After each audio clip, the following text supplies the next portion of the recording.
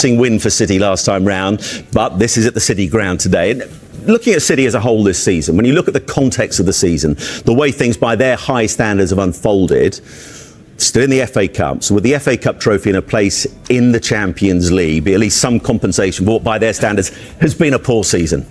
Yeah, but I mean, virtually anybody would take that season, wouldn't they? Top four and win an FA Cup. But this is City we're talking about. Yeah, but it couldn't carry on, could it? It was impossible. You can't keep on going week in, year in, season out, going deep in all these trophies. You've got to, it was only a matter of time. It was just when it was going to be. And then the Rodri injury was the one as well, probably the straw that broke the camel's back. But yeah, it would have been some doing if they'd have done it again. I mean, they go deep every year, do treble, and fighting for every tournament. I think if they got in the top four this season, which I expect them to with their fixtures coming up, and win the FA Cup, I don't think it's been the worst season ever. But the thing is, Clinton, Mercer's absolutely right. All of the great teams have a drop-off. You look at the second part of Super Sunday tomorrow, the Manchester United drop over the last few years has been massive. It won't be like that.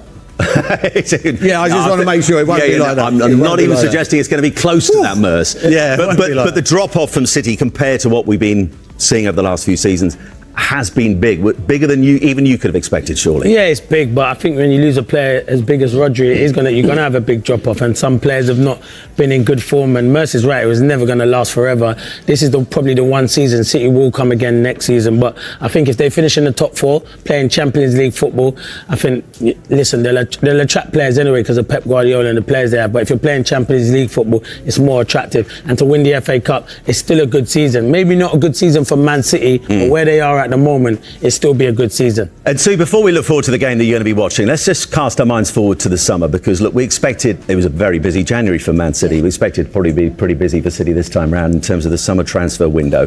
But there's speculation over the future of the likes of Kevin De Bruyne. John Stones has been mentioned. Jack Grealish, and Pep Guardiola speaking very publicly about him, saying he's lacking that rhythm at the moment. He's on the bench again today. How different might City look come the start of next season? I think they will, and they were probably forced to bring in more players in winter than in the January transfer window than what they wanted to do. Ideally, it probably would have been this summer, and I think listening to Pep Guardiola, he thinks maybe he should have done it before that. He didn't know that Rodri was going to get injured. So many of the defenders were obviously going to be out injured as well, so he had to do it then, and you can see by the young centre-backs that he's brought in, centre-back, full-back. That's for the future. Marmoush, you can see, yes, is for the here and now as well. So he's brought in players that we knew that they were going to have that rebuild, but I just think they had to do it probably that little bit sooner. And I think, yes, in the summer, those players that are aging, he's kept saying, hasn't he, the midfield area, we don't have energy, we don't have legs, we have an aging team. So, yeah, they will have to but it's bringing in the right sort of players. And I don't really worry for Manchester City, because I look at the players that they've got in there now, and they do have a lot of young players. You even saw in the FA Cup, Nico O'Reilly, scoring those couple of goals. So they've got a lot of younger players that, yes, they're going to develop and grow together. And in a manager, Pep Guardiola, he'll sort of nurture them through. So, but yes, I do think that they will be different next season. And Boydie, bringing things back to today and today's game away to Nottingham Forest, we'll talk about Forest home form in just a moment, but you look at last season for City, 4 away defeats in all competitions in the whole of last season. You look at what's happened, and this is just since October the 30th, by the way, when the rot began for City. They've lost 10 of their 16 games. Okay. Why away from home have City looked so vulnerable this season? Because I think when you look at the opposition, I've probably thought they can get at them and cause them problems, and that's exactly what's happened. I think a lot of the times when you go back over the last few years, a lot of teams would have sat in and hoped they got something, whereas there's genuine belief with a lot of the teams now that they can get something against Manchester City.